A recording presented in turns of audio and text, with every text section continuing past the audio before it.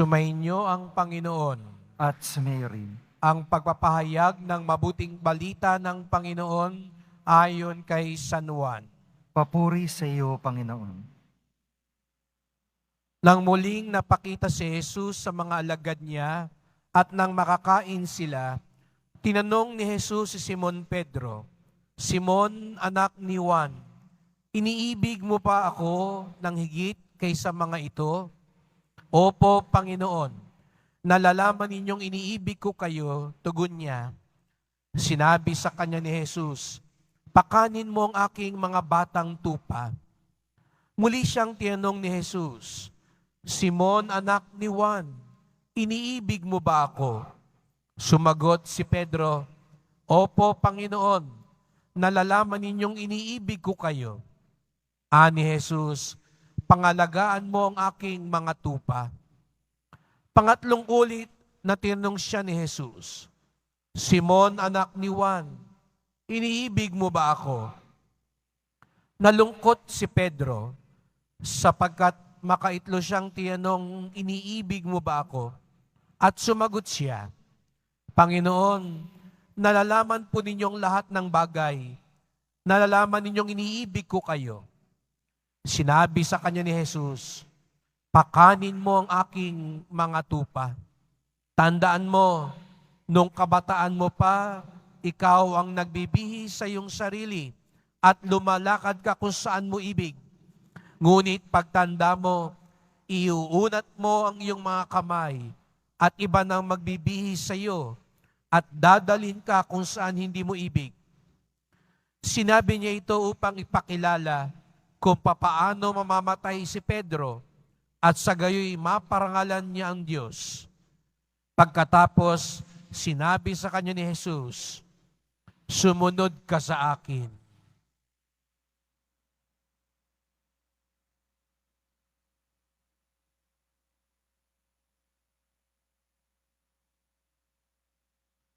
Mga kapatid, ang mabuting balita ng ating kaligtasan. Pinupuri ka namin, Panginoong Jesucristo. Magsiupo muna pong lahat. Magandang umaga po sa inyong lahat at maligayang pagdating sa tahanan ng ating mahal na pong Jesus Nazareno.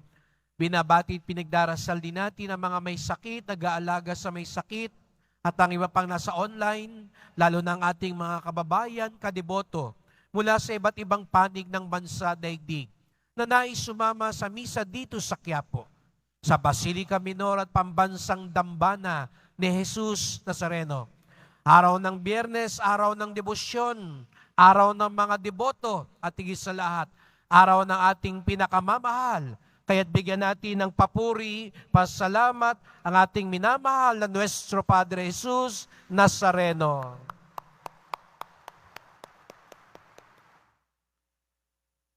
Tayo'y nasa huling linggo na ng panahon ng muling pagkabuhay.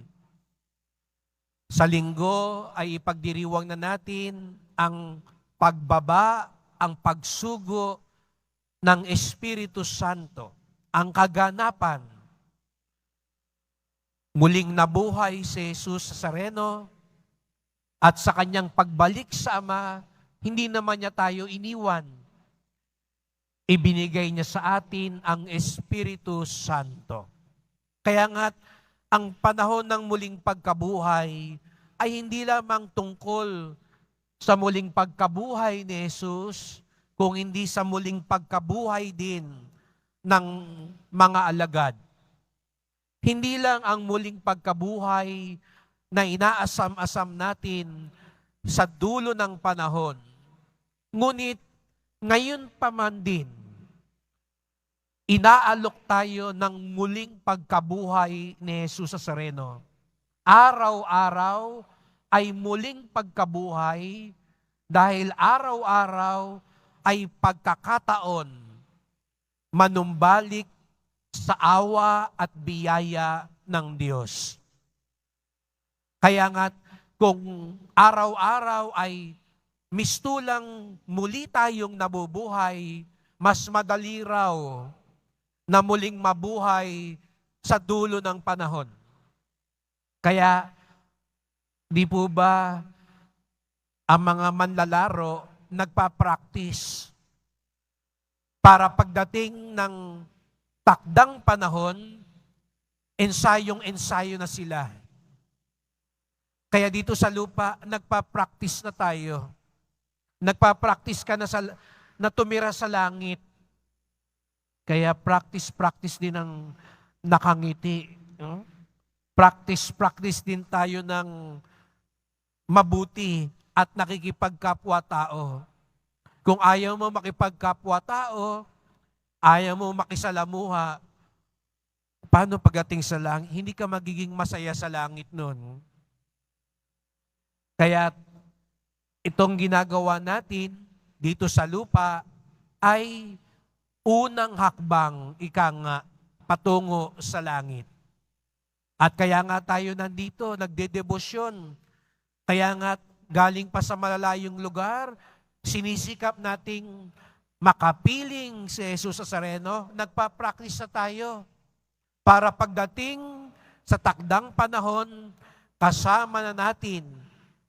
Hindi lang tuwing Biyernes o Linggo, kasama na natin magpakailanman si Jesus Nazareno.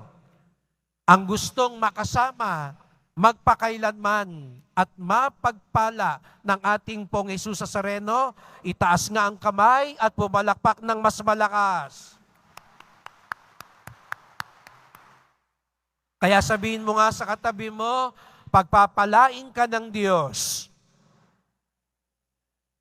At papaano tayo makararanas ng muling pagkabuhay ni Jesus Nazareno? Narinig natin ang kwento muli ni Pedro. At alam natin ang nangyari. Natatandaan ninyo nung unang mahal na araw? Ilang beses daw itinatwa, itinanggi ni Pedro si Jesus? 3 beses.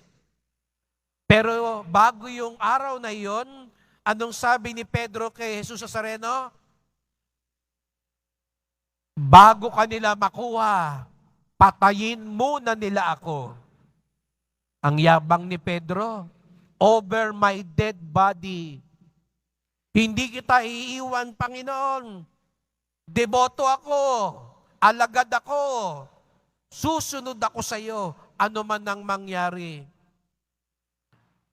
Nung kinagabihan ding iyon, hindi pa nga sundalo yung nagtanong kay Pedro. Yung dalagita lang, nakatulong ni Caiphas. Di ba kasama ka niya? Anong sabi ni Pedro? Hindi di ko nga kilala yan eh. At hindi lang minsan, 3 beses niyang itinanggi si Jesus. Mga kapatid, ito siguro yung sumira sa puso ni Pedro. Kaya nga, kahit na muling nabuhay na si Jesus, bumalik siya sa Galilea. Bumalik siya sa pangingisda. Hiyang-hiya siya sapagat alam niya ang kanyang pagkakamali. Tandang-tanda pa niya ang kanyang pagkakamali. Ngunit narito ang muling nabuhay na Jesus Nazareno. Humarap siya kay Pedro. Pero nung nagpanagpo sila, ano ang tandang-tanda ni Jesus Nazareno? Kung tayo siguro si Jesus, isusumbat natin yung pagkakamali ni Pedro. Minsan, di ba, pag nagkita tayo, yung utang mo, yung atraso mo, yung mali mo. Pero si Jesus Nazareno, ang kanyang tandang-tanda ay yung pag-ibig ni Pedro. Alam niya, naging mahina si Pedro, pero alam din niya kung gaano siya kamahal ni Pedro. Kaya napansin ninyo, ang tinanong ni Jesus Nazareno kay Pedro, Simon, anak ni Juan, iniibig mo ba ako? Ang gusto niyang ipaalala kay Pedro, hindi yung pagkakamali ni Pedro, kung hindi yung pag-ibig ni Pedro. Mga kapatid, yun po, tuwing kaharap natin si Jesus Nazareno, bagamat dumadagok tayo ng ating dibdib, ang gusto niyang ipaalala sa atin, hindi ang ating pagkakamali, kung hindi ang ating pag-ibig. Magkatambal naman po yun eh. Pag naalala natin ang ating pag-ibig, maalala din natin ang ating pagkukulang. Di ba? Sa mga may asawa, pag inalala mo ang pag-ibig ng asawa mo, mahihiya ka ng magtaksil. Pag naalala mo ang pag-ibig mo sa mga anak mo, mahihiya ka ng magsugal o maglasing. Kasi alam mo, may responsibilidad ka. Pag naalala mo ang pag-ibig mo sa bayan mo, hindi mo ibebenta yung boto mo. Hindi ka makikipagsabwatan sa mga tiwali. Mamimili ka ng tama. Kaya't mga kapatid, pagkaharap pala natin si Jesus Nazareno, ang ipinapaalala niya sa atin, hindi lang ang ating pagkakamali, ngunit higit sa lahat, ipinapaalala niya sa atin ang ating pag-ibig sa Kanya. At natitiyak ko po, lahat naman tayo, mahal natin si Jesus Nazareno. Pero alam din natin, katulad ni Pedro, dumadating ang sandali, hindi si Jesus Nazareno ang pinipili natin. Siguro nga nakapagsimba ka ngayong Biyernes. Pero mamaya, alam nyo, dyan magaling ang demonyo. Ang inaatake tuwing Biyernes, ang mga deboto ng Nazareno. Paglabas mo lang mamaya, may mga asar na sa'yo. May mangiinis sa'yo. May manunukso sa'yo. Tandaan natin ang pag-ibig natin sa Kanya para matuto din tayong tumanggi. Mamaya, matutukso kang magsinungaling, mandaya, manlamang sa kapwa mo. Tandaan mo ang pag-ibig mo kay Jesus Nazareno para magkaroon ka ng lakas, labanan ng masama, at isabuhay ang mabuti. Sapagkat kung tunay natin siyang minamahal, pinipili natin siya. Opo mga kapatid, dumadating ang sandali, nagkakamali tayo. Nagkakamali ang ating kapwa. Kaya nga't minsan, nawawalan tayo ng pag-asa.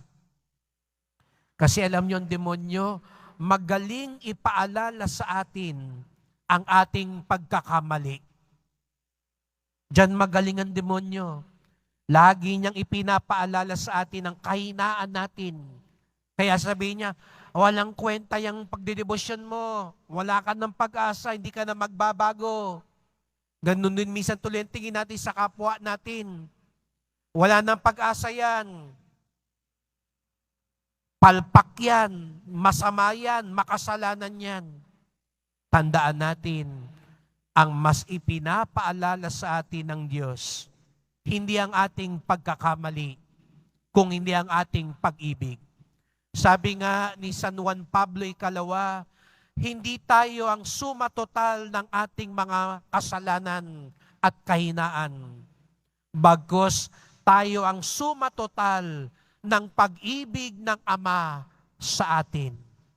Tayo po ang suma total ng awa ng Diyos sa atin.